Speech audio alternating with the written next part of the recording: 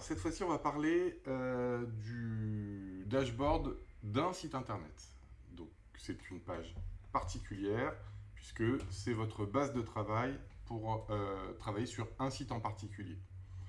Donc, ce dashboard, il est accessible depuis le dashboard principal. Vous avez la possibilité de choisir votre site parmi la liste des sites.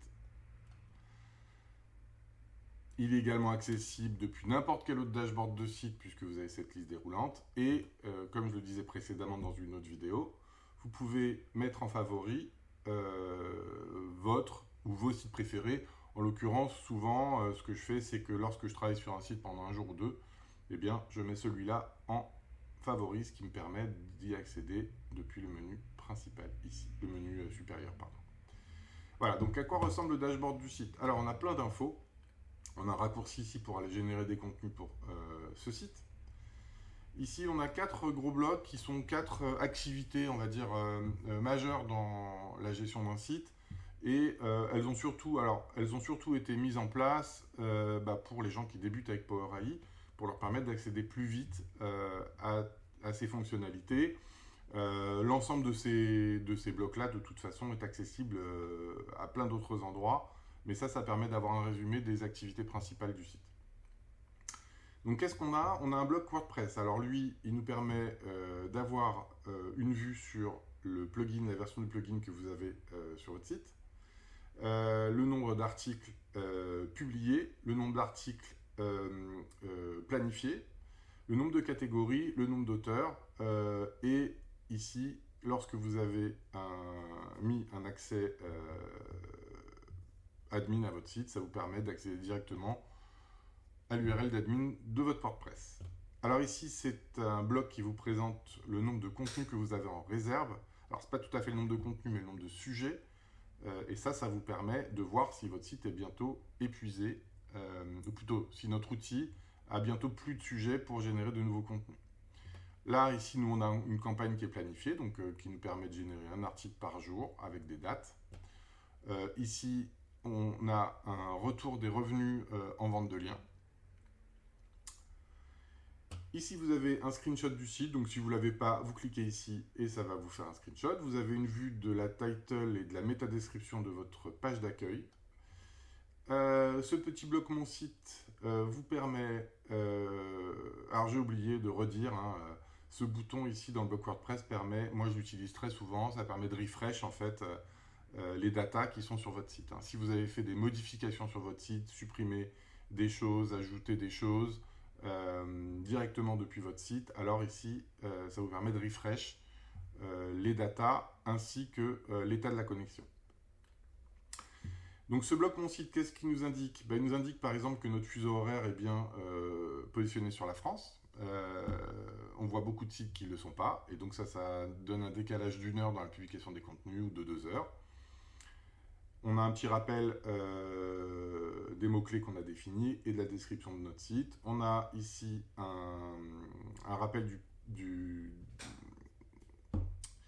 l'ID Amazon si vous avez Bazooka par exemple. On a un rappel du thème. Ici, ce bloc-là nous permet de nous dire que ce site est hébergé chez OdoSwitch, que le registrar est également chez OdoSwitch. Ça, c'est un accès à la web archive pour ce site. Là, un rappel de date de mise en ligne. Et là, ça nous rappelle que notre Search Console n'est pas connectée. En l'occurrence, ici, je n'ai pas connecté ce site puisque c'est un site de démo.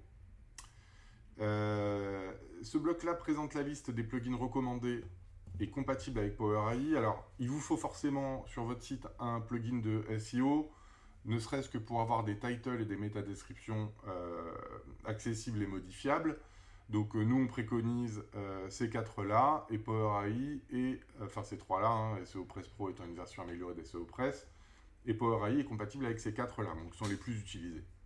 Pour les auteurs, on vous préconise One User Avatar qui permet juste d'avoir une photo pour son auteur, ce qui est déjà pas mal, ce qui n'est pas natif dans WordPress.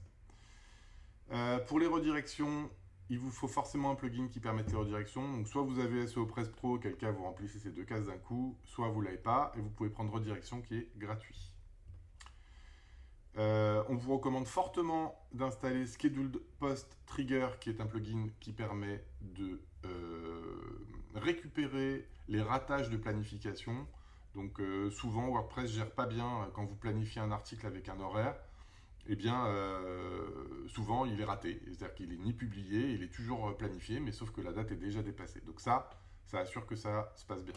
Et puis dans les plugins d'affiliation, nous on est compatible avec Bazooka, AWP et Affimax. Donc en l'occurrence, il y a Bazooka sur ce site. Voilà, les métriques SEO, bah ici on n'aura pas parce qu'il s'agit d'un site de démo, donc un sous-domaine. Mais si vous avez votre clé SEO Observer, vous pouvez cliquer ici et vous aurez vos RDTFCF disponibles. Bon là c'est un petit rappel des plateformes que j'avais coché dans ce formulaire, hein, quand on clique sur modifier ici. Nous avons ici un rappel de toutes les catégories de notre site avec leur description. Donc si ça ne vous plaît pas ou si vous ne l'avez pas fait, vous pouvez cliquer sur générer ou régénérer parce que la description ne vous plaît pas.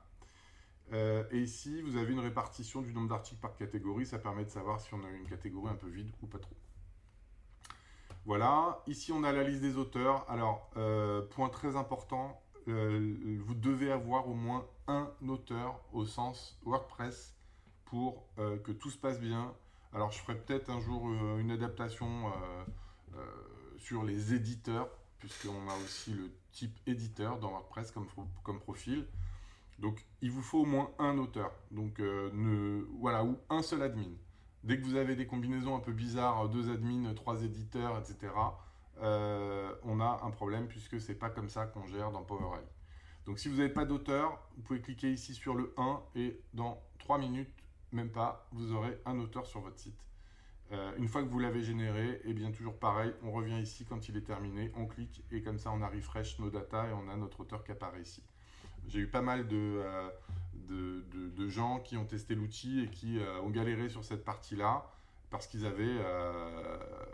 alors quand ils ont un admin ça marche, mais des fois ils avaient 4 admins, 5 éditeurs et 0 auteur. Donc créez un auteur par pitié pour pouvoir générer correctement vos contenus, l'auteur étant très important dans la génération.